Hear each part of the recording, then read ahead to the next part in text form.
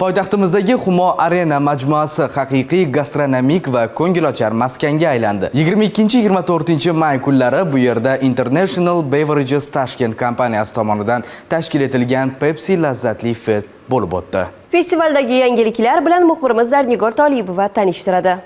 Pepsi lazzatli fest, mazali taomlar, musiqa va ko'ngilochar dasturlarni bir yerda jamlagan katta gastronomik festival. Bugun esa uning ikkinchi kuni va bugun 800 kilogramdan ortiq lag'mon tayyorlanadi. U esa Ginnesning rekordlar kitobidan o'rin egallaydi.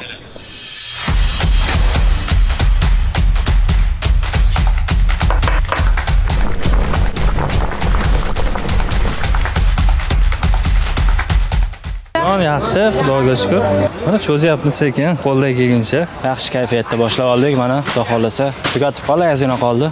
Har bir rekord taom professional oshpazlar, brend sheflar va katta tashkiliy jamoa ishtirokidagi alohida tomoshabob gastronomik shou ko'rinishida namoyish etildi.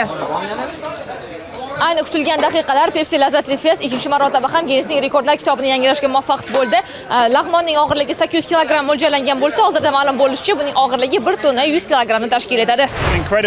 Bu juda zo'r natija. Avvalgi rekord Qozog'istonda 687 kilogramm bilan qayd etilgan edi. Bu galgisi esa 1 tonnadan oshdi.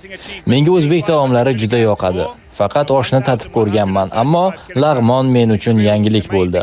Bu hali hammasi emas. Gastronomik dasturlardan tashqari festival davomida musiqiy chiqishlar, interfaol hududlar hamda mashhur san'atkorlar ishtirokidagi konsert dasturlari mehmonlarga yuqori kayfiyat ulashdi.